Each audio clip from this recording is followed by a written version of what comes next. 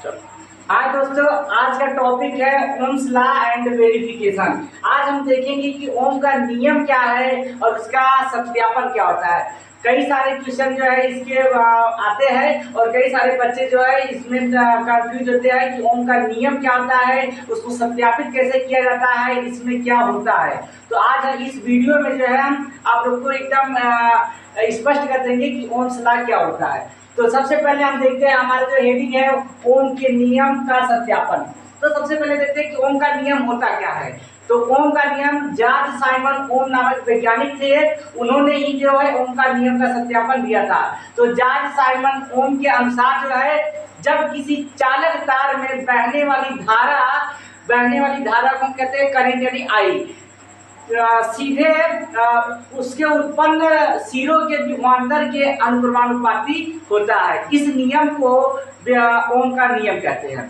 तो ओम का नियम हो गया कि जब किसी चालक तार में करंट प्रवाहित किया जाता है तो वह सीधे जो है विभवांतर के अनुक्रमानुपाती या समानुपाती होता है। इस नियम को ओम का नियम कहते हैं। तो सबसे पहले ओम का नियम किसने बताया था? जॉर्ज साइमन ओम ने।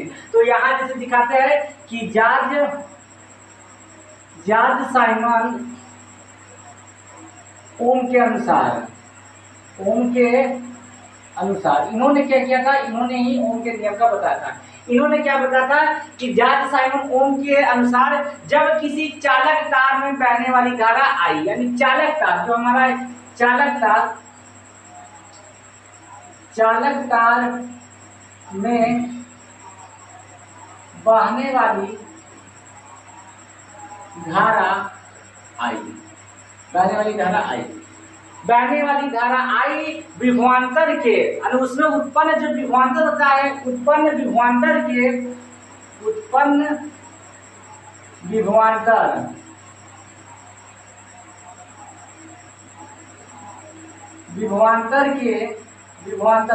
को हम क्या कहते हैं? भी कहते हैं। इसे के क्या होता है? अनुक्रमानुपाती होता है। इसे हम क्या कहते हैं? ओम का नियम। यानी जब किसी चालक तार में बहने वाली धारा क्या है? आई, ये सीधे किसके अनुक्रमानुपाती होता है? सीधे भी के अनुक्रमानुपाती होता है। इसे हम कहते हैं ओम का नियम कहते हैं। ठीक है, ये हमारा भी प्रोपोर्शनल आई, यानी जब इसको भी इक्वल टू बराबर लगाएंगे तो यहाँ पे हमारा कॉन्स्टेंट क्या आएगा? आर आएगा। तो ये हमारा क्या होगा? भी बराबर आई आर।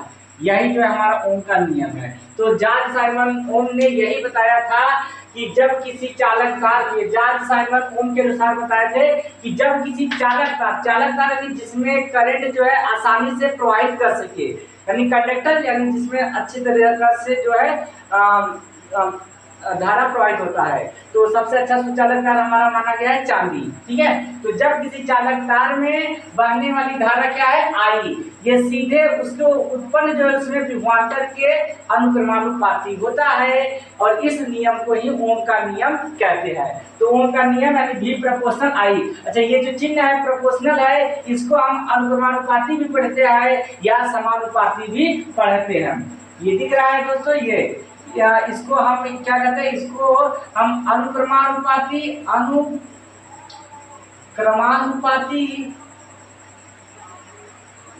या इसी को कहते हैं समानुपाती।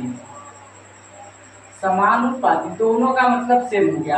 अब इसका मतलब यहाँ पे क्या होता है? भी प्रोपोर्शनल आई, यानी भी प्रोपोर्शनल आई यहाँ पे जब हम इक्वल लगाएंगे तो कोई ना कोई कांस्टेंट मानेंगे। तो यहाँ पे कांस्टेंट हमारा क्या हो गया? आर यानी पे हमारा आर यहाँ पे क्या? स्थिरांक है। तो जहाँ पे भी क्या है? भी उत्पन्न विभवांतर है, आई क्या है? बहने वाली धारा आई है। ठीक है, बहने वाली धारा क्या है? आई है और उत्पन्न विभवांतर कौन सा है? भी है। और ये हमारा आर क्या है? आर हमारा स्थिरांक है। ठीक है, तो ये तो हमारा ओम के नियम का परिभाषा हो गया। अब हम देखते हैं इसका वेरिफिकेशन यानी सत्यापन। अब सबसे बड़ी चीज होता है कि सत्यापन में क्या चीजें देखा जाता है, फिर वहां पे हम आप लोग को डिफाइन कराएंगे कि भी इक्वल टू आई आर का मतलब क्या होता है। तो सत्यापन में ओम्स लॉ वेरिफिकेशन, इसमें हमें कुछ चीजों की आवश्यकता होती है मटेरियल की। जैसे सबसे पहले किसकी आवश्यकता होती है? एक बैटरी की। किसकी आवश्यकता होती है? बैटरी होनी चाहिए। वो भी कौन सी बैटरी? 12 वोल्ट का होना चाहिए, वो भी डीसी बैटरी होना चाहिए।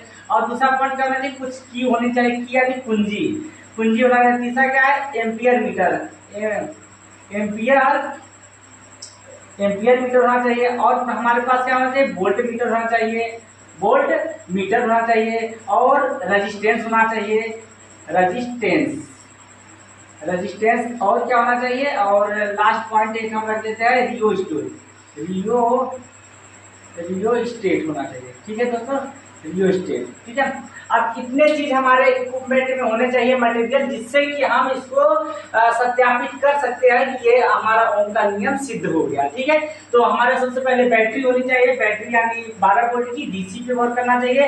की यानी कुंजी, जिसे हम कुंजी पटल कहते हैं। एम्पियर मीटर यानी जो हमारे करंट को मेजरमेंट करता है, उसे उस मशीन को कहते हैं एम्पियर मीटर। वोल्ट मीटर जो हमारे वोल्टेज को क्या करता है, मेजरमेंट करता है, यानी उसको माप करता है, वोल्ट मीटर हो गया। रेजिस्टेंस यानी प्रतिरोध, जिसे हम प्रतिरोध, जो धारा के मान में क्या करता है, रुकावट उत्पन्न करता है। उसके बाद रियोस्टेट, ये रियोस्टेट हमारा एक कंपोनेंट है कि जिसको ऊपर नीचे करने पे क्या होता है, हमारे उसके वैल्यू के मान क्या होते हैं, घटते हैं। यानी एक प्रकार से ये भी हमारा रेजिस्टेंस के ही लगभग बराबर होता है।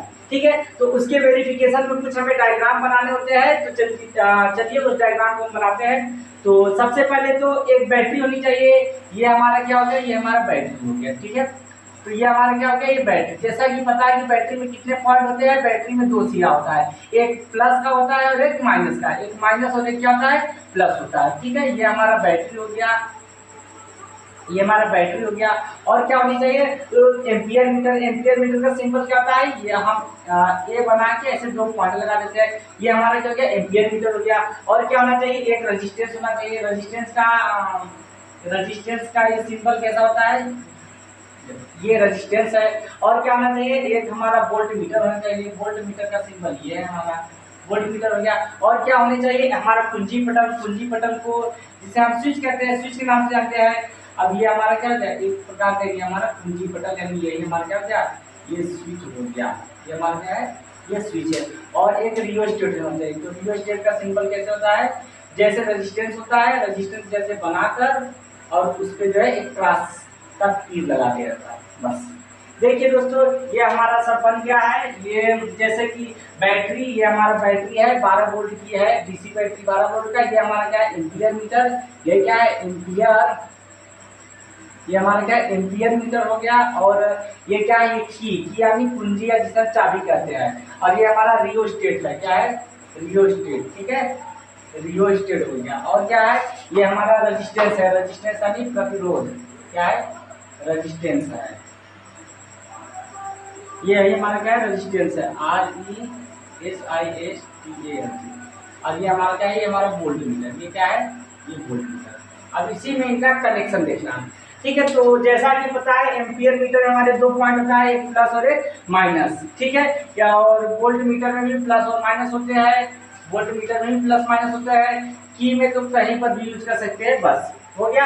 अब इसमें क्या करेंगे, कनेक्शन जब भी किया जाता है, हमें कनेक्शन बारीकी से देखना रहता है। बेसिकली अगर हाई स्कूल या 12th में पूछा जाता है, तो उसमें केवल आपको डेरिवेशन करना रहता है, केवल आप लिखिए, बस लिखा जाता है। लेकिन आप टेक्निकल में जाएंगे, ITI पॉलिटेक्निक, इन सभी में, तो आपको इसमें प्रूफ करना रहता है कि इसको सत्यापित कीजिए, कौन सा मटेरियल में कौन सा तार होना चाहिए। ठीक है, तो सबसे पहले हम यहाँ पे देखते हैं। सबसे पहले ये हमारा क्या है, ये बैटरी का प्लस वाला जो वायर है, बैटरी का ये प्लस वाला वायर जो है, एम्पियर के प्लस वायर वाले में, एम्पियर के प्लस वायर में टच होगा।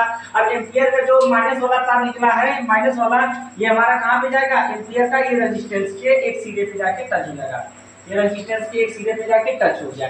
ठीक है, अब रेजिस्टेंस का जो दूसरा सिरा था, ये रियोस्टेट के नीचे वाले सिरा में क्या हो जाएगा, ऐड हो जाएगा। ठीक है दोस्तों, ये ऐड हो गया। उसके बाद क्या करेंगे, अब जो बैटरी का माइनस वाला सिरा था, बैटरी का माइनस सिरा वाला था, वो हम कुंजी में किसी एक पॉइंट पे देंगे। अब कुंजी के एक पॉइंट पे दिए, तो इसको अगले पॉइंट से, दूसरे पॉइंट से कहाँ पे निकालिए, हम रियोस्टेट के सेकेंड वाले पॉइंट में हमने क्या किया, ऐड कर दिया।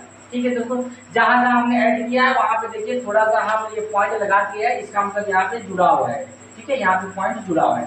ठीक है, अब बात आती है वोल्ट मीटर को। तो वोल्ट मीटर को कहाँ पे हम ऐड करेंगे, तो वोल्ट मीटर के सीधे कहीं पर भी ऐड कर देंगे, यानी इसको कहीं पर भी एक रेजिस्टेंस के लेफ्ट और राइट में क्या करेंगे, यहीं पे ऐड कर देंगे। ये हमारा इसका कनेक्शन हो गया। यही कनेक्शन हमारा ओम के नियम का सत्यापन होता है। ठीक है। अब तो ये हमारे उसका डायग्राम बन गया। अब इस पर थोड़ा सा चर्चा किया जाता है या लिखा जाता है कि ये है क्या, इसका मतलब समझाइए। तो अब इसका मतलब हो गया कि बैटरी है, एम्पियर मीटर है, वोल्ट मीटर, रेजिस्टेंस की और रियोस्टेट है। ये बैटरी हमारा, ये बैटरी डीसी बैटरी है, इसका प्लस सिरा एम्पियर के प्लस सिरे से ऐड हो गया, माइनस सिरा जो है रेजिस्टेंस में ऐड हो गया, और रेजिस्टेंस का अगला सिरा रियोस्टेट से, और रियोस्टेट से जो है कुंजी में, कुंजी से फिर बैटरी के माइनस सिरे में ऐड हो गया। और जो वोल्ट मीटर है, वोल्ट मीटर रेजिस्टेंस के दो सिरे होते हैं, एक लेफ्ट और राइट में, दोनों में टच कर देंगे, वहां पे हमारा सेट हो जाता है वोल्ट मीटर। अब इसमें देखते हैं कि सबसे पहले ये हमारा क्या है, एम्पियर मीटर। एम्पियर मीटर का काम क्या है, एम्पियर मीटर का काम ये होता है कि करंट को मेजरमेंट करना, करंट यानी एम्पियर को बताना। जैसे घरों में 2 एम्पियर, 4 एम्पियर, 5 एम्पियर आता है, ठीक है, तो उस करंट को मेजरमेंट करना। रेजिस्टेंस क्या है, प्रतिरोध। प्रतिरोध किसे कहते हैं, जो धारा के मान में क्या करता है, रुकावट उत्पन्न करता है, उसे कहते हैं हम रेजिस्टेंस कहते हैं। वोल्ट मीटर, वोल्ट मीटर जो वोल्टेज के मान को गणना करे, यानी वोल्टेज के मान को बताए कि वोल्टेज 220, 225 ये कितना अधिक कम हो रहा है, वो वोल्टेज के मान को मेजरमेंट करता है, उसे कहते हैं वोल्ट मीटर, यानी वोल्ट मीटर यंत्र है। ठीक है, उसके बाद रियोस्टेट। रियोस्टेट एक हमारा एक ऐसी एक कुंजी होती है जिसको अप डाउन करने पर स्विच उसके रहते हैं, ऊपर नीचे करने पे धारा के मान बढ़ते या कम होते रहते हैं। उसके बाद ये हमारा कुंजी है। कुंजी मतलब हम जानते हैं, हम कुंजी को जैसे ऑन ऑफ करेंगे तो स्टार्ट होगा, अगर बंद ऑफ करेंगे तो बंद हो जाएगा, ऑन करेंगे तो स्टार्ट हो जाएगा। अब जैसे ही हमने ये सारा कनेक्शन कर दिया, अब इसे हम कुंजी को, एक कुंजी दिख रहा है, जैसे ही इसको हम जोड़ेंगे, यहाँ पे अभी खुला हुआ था, जैसे जोड़ेंगे यहाँ सप्लाई चालू हो गया, और सप्लाई चालू हो गया। अब हम रियोस्टेट होता है, रियोस्टेट में हमारे कुछ पॉइंट होते हैं ऊपर नीचे करने के लिए, खिसकाने के लिए ऊपर नीचे खिसकाया जाता है। तो जैसे ही अब हमने क्या करा कि ये रियोस्टेट को ऊपर उठाया, जब हम रियोस्टेट को ऊपर उठाएंगे, जैसे ही उठाएंगे तो उसमें हमें दिखेगा, अगर एम्पियर का मान बढ़ेगा तो हमारा यहाँ पे दिखेगा कि वोल्टेज का मान भी बढ़ेगा। ठीक है, ऊपर जितना ऊपर हम इसको उठाते चले जाएंगे, रियोस्टेट को जितना ऊपर उठाएंगे उतना जो है वोल्टेज का मान क्या होगा, करंट का मान बढ़ेगा तो वोल्टेज का मान भी बढ़ेगा। और जैसे ही रियोस्टेट को जितना हम नीचे लाएंगे तो हमारा क्या होगा, एम्पियर मीटर यानी धारा का मान घटेगा तो वोल्टेज का मान भी घटेगा। और जैसे इसको और नीचे लेके आएंगे, धारा का मान घटेगा तो वोल्टेज का मान भी घटेगा, फिर धारा का मान घटा तो वोल्टेज का मान घटा। इसका मतलब इसमें ये हो गया कि हम रियोस्टेट, देखो ये हमारा आर जो है, आर हमारा कांस्टेंट रहेगा, आर हमारा हर हाल में स्थिरांक रहेगा।